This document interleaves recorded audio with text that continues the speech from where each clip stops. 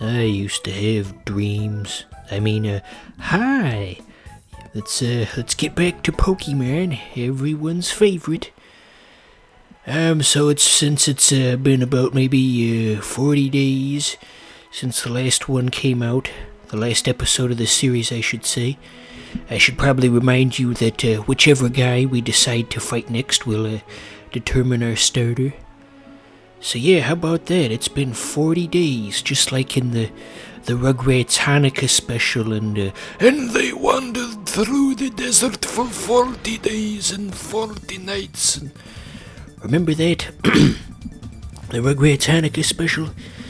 It's been many years since I last saw that. I remember reading an article a year or two ago, and apparently Tommy's grandparents kind of got phased out of the show because the ADL, that's Anti-Defamation League, viewed them as Jewish stereotypes, and so they were definitely on screen a lot less once that decision was made. But anyway, enough about the Rugrats Hanukkah special. Let's talk about Pokemon. That's what you people came here for. So down goes Grimer. Pretty simple. He's got the swirly eyes. He's got the rice and gravy shits.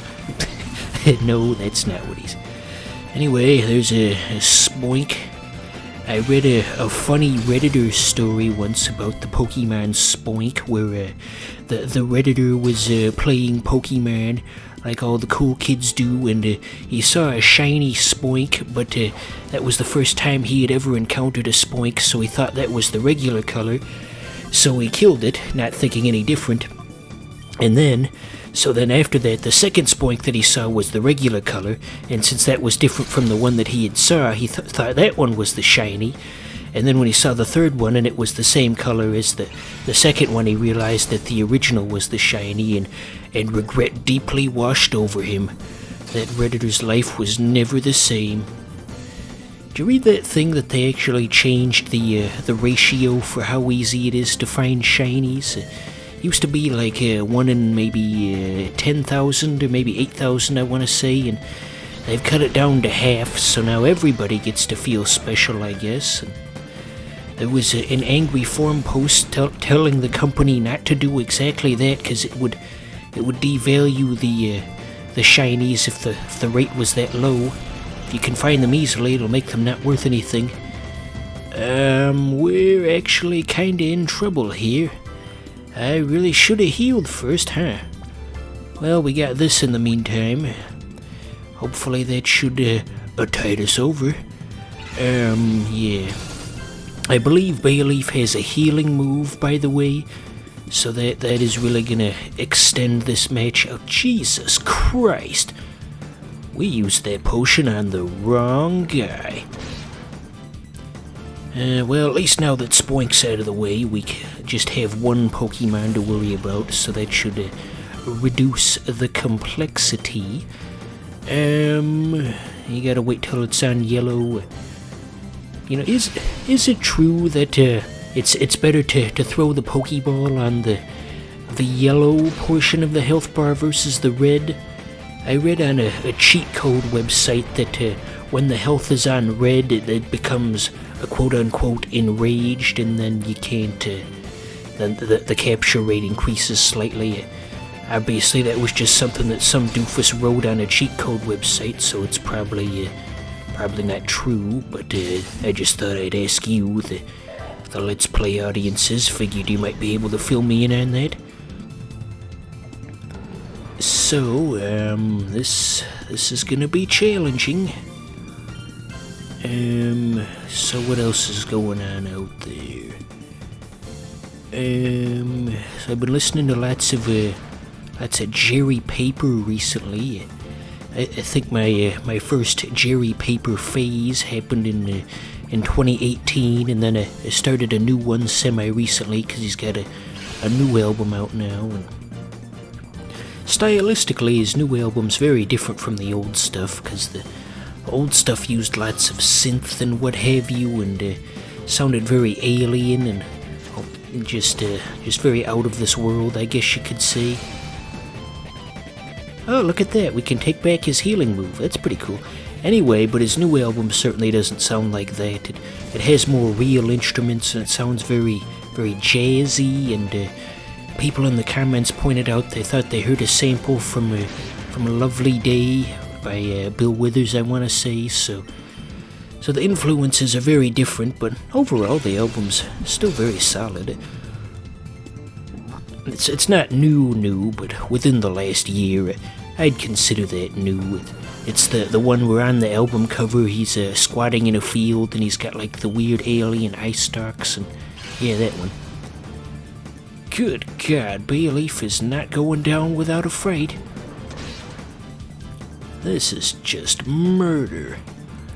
This ain't a war, this is murder. Anywho, I'd say that out of all the songs on Jerry Paper's most recent album, I'd say my favorite one's probably Puppeteer. And I would sing it, but trying to listen to the game audio at the same time's kind of throwing me in it. Probably wouldn't sound the way it's supposed to, so you'll have to look it up on your own damn time, you fat fuck. Jesus, where did that come from? So here goes our first capture attempt. Wish me luck, everybody. Not so much. The audio's out of sync, so I heard the capture fail noise before the Pokeball actually broke. But you won't get to hear that because I'm gonna fix the audio in post, as I always do.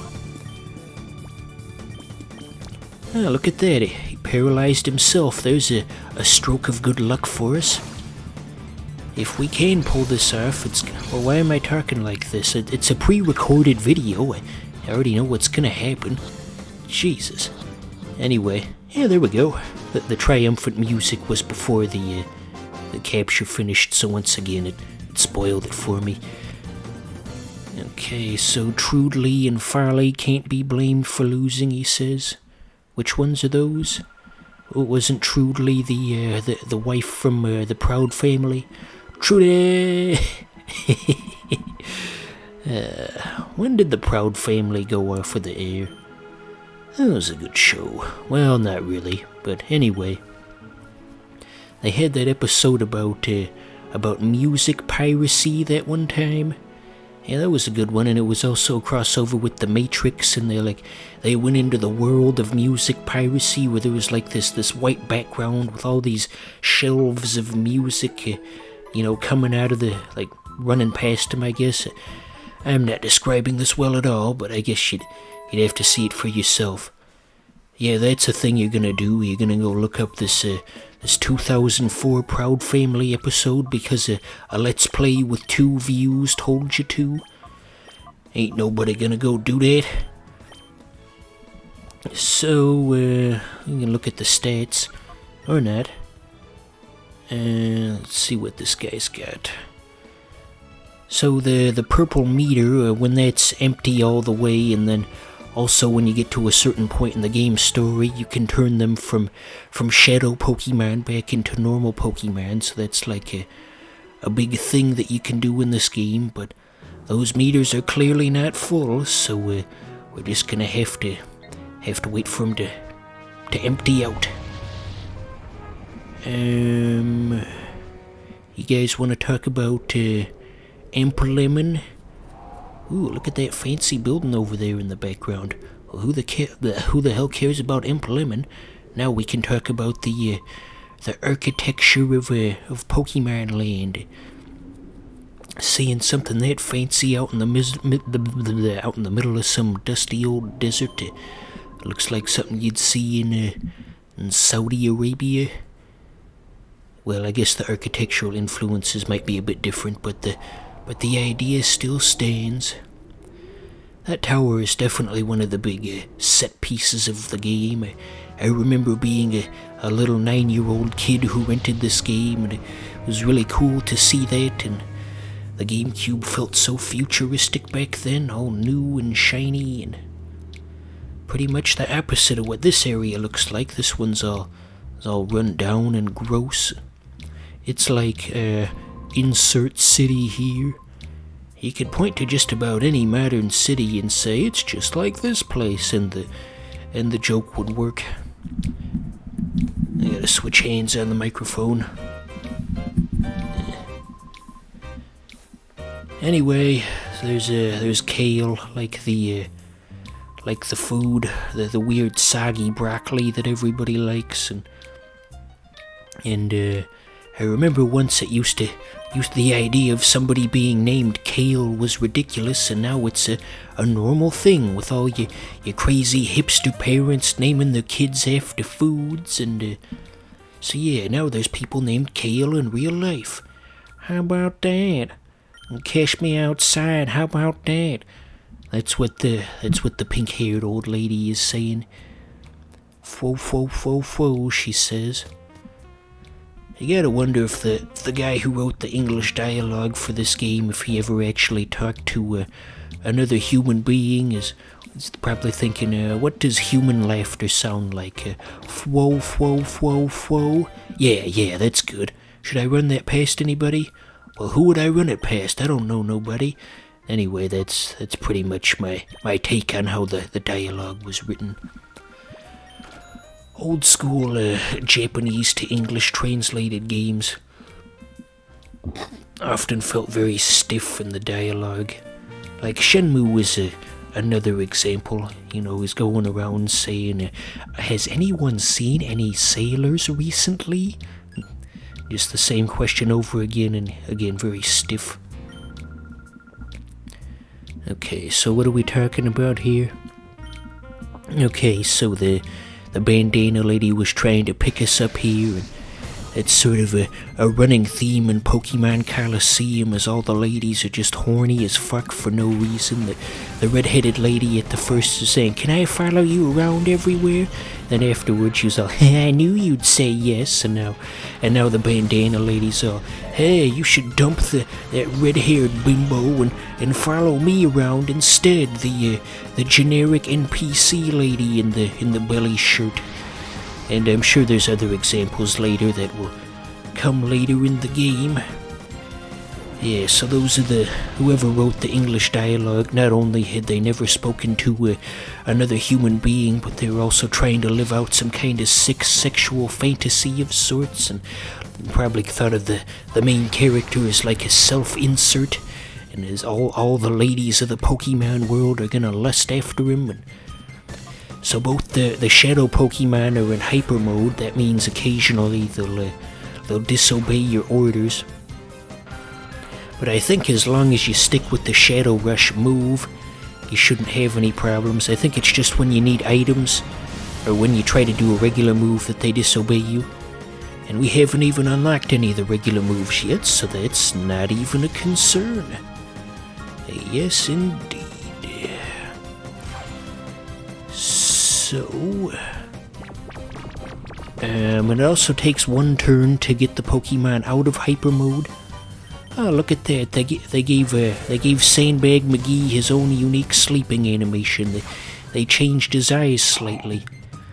It's the little things like that really tie the experience together, and that's why all those 50-year-old adults were screaming their head off over the lack of animation quality in Pokemon Sword and Shield.